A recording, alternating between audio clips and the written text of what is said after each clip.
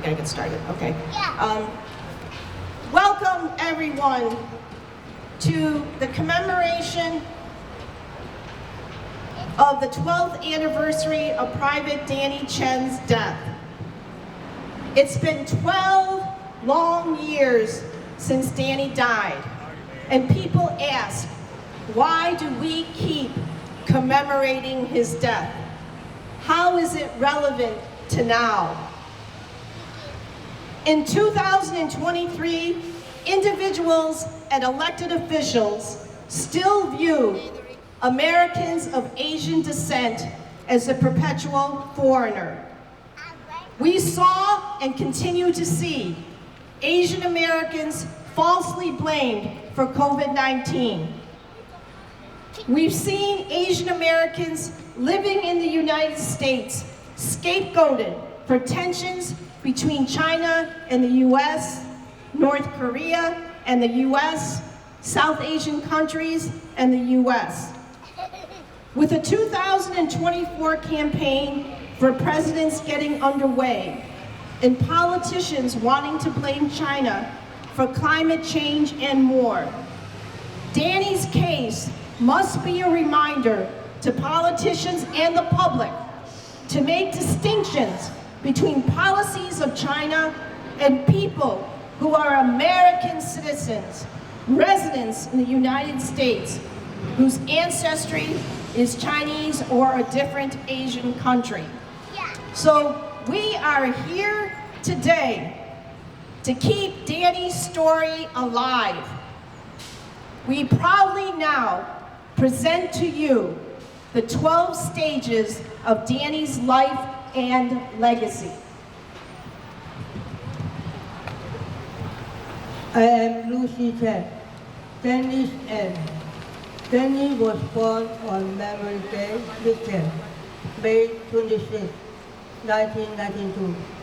Danny was born in Bigman Hospital. He was the first and only child of Surgeon and Anthony Chen. Danny grew up on 96 Elizabeth Street and Manhattan, Chinatown. Just a few blocks from here. Danny was a happy baby, always smiling. His parents loved him so much. They would play and sing to him. When he began to walk, they took him to Battery Park and Columbia Park to play. He would chase the ball and his parents would chase him. I'm Sok Ling Lai, Director of Chinatown Head Start located at 180 Line Street. Danny Chen entered Head Start when he was 3 years old and stayed in our program for 2 years. I watched Danny grow up. At Chinatown Head Start, Danny learned how to speak English and able to interact with his classmates. Upon graduation from Chinatown Head Start, his mother, Mrs. Su Jen Chen, was a factory seamstress. Upon Danny's request, she quit working at the factory and she began working at home, doing beading job for jewelry, so that Danny could have more quality time with her. His mother later became the chairperson of our Parents Policy Council. Danny was a graduate in 1997. He was quiet, smart, and always willing to help others. We at Chinatown Head Start will never forget Danny. We will keep his legacy alive for the years to come. I'm Rennie Fong, the principal of PS 130, where Danny attended elementary school. As his pre-K and kindergarten teacher, I witnessed him learning how to read. By the end of kindergarten, he was able to read and got into the gifted and talented program in the first grade. In addition to being smart, Danny was also funny. When my mother passed away during my first year at PS 130, I will never forget how Danny put a smile back on my face because he had that knack of making people laugh. And I remember how much joy and pride his mother had for him. Danny was special. My name is Weena Tang. I am co-president of Columbia University's Asian American Alliance. I'm reading this reflection on behalf of Jing Mei Huan. I could not be there in person because I needed to take care of Summer, my 3-month-old baby girl. Danny and I went to MS 131 for middle school. He was a kind, sweet soul.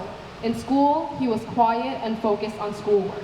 After school, we would play tag, Area 51, and cops and robbers in Roosevelt Park. As the years go by, I can't help but wonder what career he would have chosen after the Army, or if he would also have a family of his own. Hi, my name is Raymond Dahl. I am now a father of 2.5-year-old son. Danny and I became best friends at Pace High School. Even though I knew him since grammar school, Danny was always the kid who didn't need to study and would still get an A. He was a jokester. Danny, like me, were one of the very few who maintain our Cantonese culture by practicing our Cantonese by watching soap operas. You know your Cantonese is good when you can tell jokes in Cantonese, and that's why we became best friends. After school, we would always hang out in Chinatown, go to the gym to work out, and play handball at the YMCA. I wish Danny was here to meet my son, Aiden, and to be an uncle. Hi, I am Suman Sun, a Korean-American sophomore at New York University. Danny went to Baruch College for 1 month before enlisting in the Army. When I was applying to college a couple years ago, joining the Army was an option for me and my friends. We knew that this could relieve my financial burdens of college tuition. However, we never considered being discriminated against because of our race. We never considered the consequences of hazing being so harsh to the point of death. We never knew Danny's story. As mere students, we only had superficial ideas of what the Army life could be like, from what the Army advertises about themselves and what movies tell us about that world. Stories like Danny's are so necessary to educate more Asian American college students like me and high school students that have such limited knowledge of the systemic cruelty within the US Army against Asian Americans. Hi, my name is Charles Pang. I worked at Chinatown Head Start. I'm also an actor and singer. Danny kept a diary when he was in boot camp in Georgia, and he sent letters home as well. February 27, 2011, letter to Mom and Dad. Since I'm the only Chinese person, everyone knows me by Chen. They ask if I'm from China like a few times a day. They also call out my name Chen in a goat-like voice sometimes for no reason. No idea how it started, but now it's best to ignore it. I still respond though to amuse them. Lots of stuff I miss. Mom and Dad, family in general, TV and computer, freedom to eat whenever you want, having a shower alone, having any alone time, Mom's boneless chicken, any of my mom's cooking, smell of Dad's rubbing alcohol, wu nan bok yik so, the sounds of the city, junk food, fried chicken, gur, video games. Monday, March 28, 2011, diary entry, PT test in the morning, passed it, low on push-ups for some reason though. DS Stallion came back and smoked the shit out of us. 9 laps bunny hops, 3 laps crab walk, 3 laps bear crawl, 3 laps duck walk, lots of hopping up and down, raise our legs for a long ass time. That was horrible, sore as shit. Did Eagle Tower yesterday, jumped up really high with harness, fun but scary. March 30th, letter to Mom and Dad. Going on the FTX, a 7-day outing in the woods. I've passed everything except for this one last thing. Since it's a week long, it's going to suck.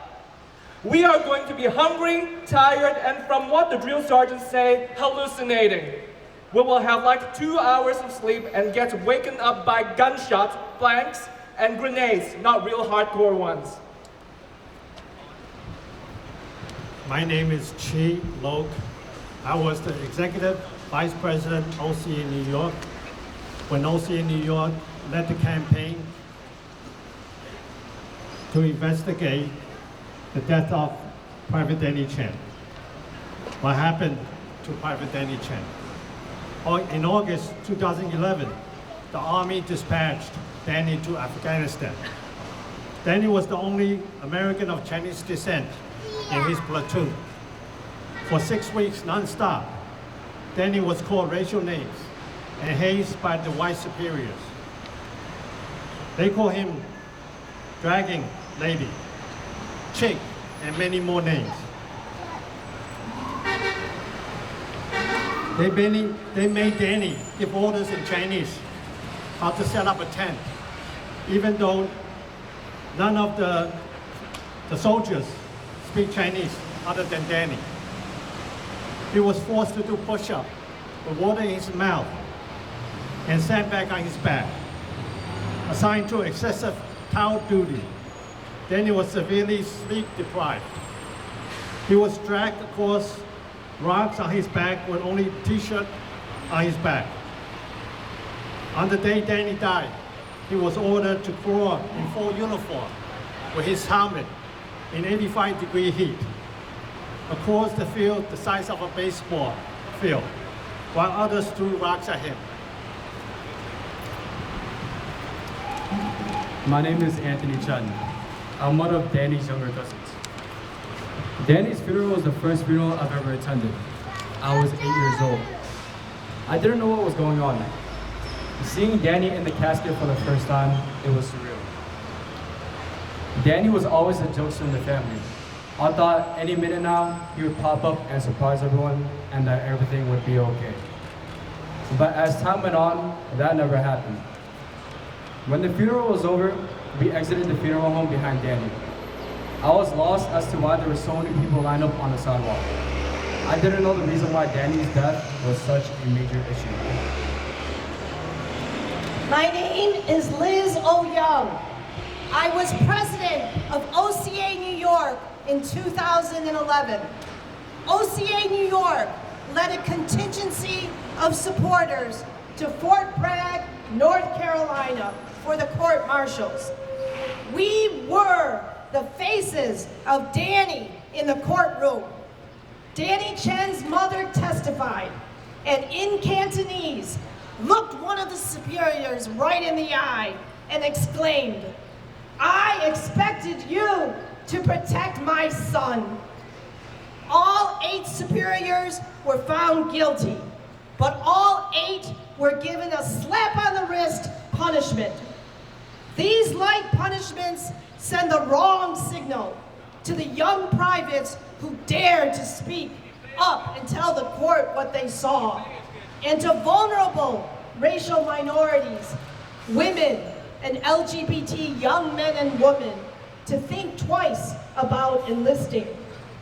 Our country's national security is impacted when people who want to protect our country don't enlist because they don't feel their country will protect them. My name is Danny Chen. I was Danny's closest cousin. In 2013, advocates, community leaders, friends, and family members all rallied this time for this street to be named Private Danny Chen Way. Volunteers went door to door for weeks, asking residents on this block to agree to the street naming. We participated in local transportation committee meetings and community board meetings to state why it was so important for my cousin's name to be written here in his home. Both boards unanimously agreed with us, and in 2014, Private Danny Chen Way was unveiled. It is a place for us to remember him and as a beacon for visitors to learn about his story. A Chinese boy, born an American and died an American soldier. Danny's legacy continues. I'm David Henry Huang. I'm a Tony Award-winning playwright, and in 2013, Elizabeth O. Young approached me to create a theater piece commemorating his life. I partnered with Huang Ro, who the New Yorker magazine called one of the world's leading young composers, to create An American Soldier, an opera which tells Danny's story to the world. This opera premiered at Washington National Opera in Washington, D.C., then at the Opera Theater of St. Louis, where the New York Times named it one of the best classical works of 2018. And this spring, An American Soldier will have its New York premiere as part of the inaugural season at the new Perlman Center for the Performing Arts at the World Trade Center. More than a decade after his passing, Danny will be coming home.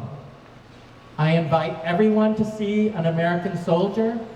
Like the courtroom, let's fill the theater with those who knew and need to know Danny's story.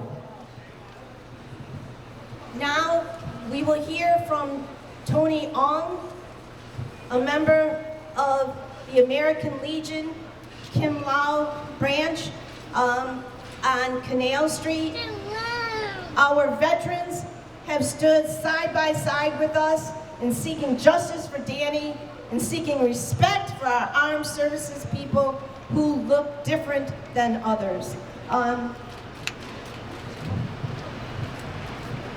Good morning. My name is Thomas Ong. I am the commander of the Post 1291, which is the Chinatown Chinese Memorial Post of the American Legion of the Department of New York. I am here because Danny is a soldier.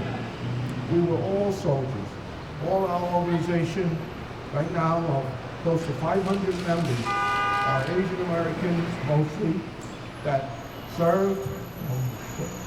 Very few left for World War II, but World War II, Korean War, Vietnam, Iraq, Afghanistan, the war against terror, we all served. And we understand the harassment, the singling out, the segregation of being Asian American in a non-Asian American job. We all want to serve, we're all soldiers, we want to defend the flag, we want to defend this country, and for a better place for our children and our families to live in America. However, individuals that don't have the right mindset always discriminate, always want their own and not the rest of us. So I feel for Danny. We all understand because as legionnaires, we all served. And we all went through the training, we all carried a rifle, we all stood on the ground against people that didn't like us, our own fellow soldiers. But the bottom line is, we're all soldiers, we're all veterans, we all did serve, and on this day, I have great emotional feelings about how Danny was harassed and tortured to the point where he can no longer live his life as a soldier. So let's pray for him. Now the American Legion will do their salute to Danny at the street sign. And so we ask everyone to please be quiet while Commander Ong directs the American Legion veterans to do the salute. Can someone else hold the banner while the others do the salute, please? Kids, hold the banner. Detail. Stand up. Detail. Present up. Detail. Order up. Bow our heads for a moment. Remember our fallen veterans. Anthony Chen, signed, rest in peace.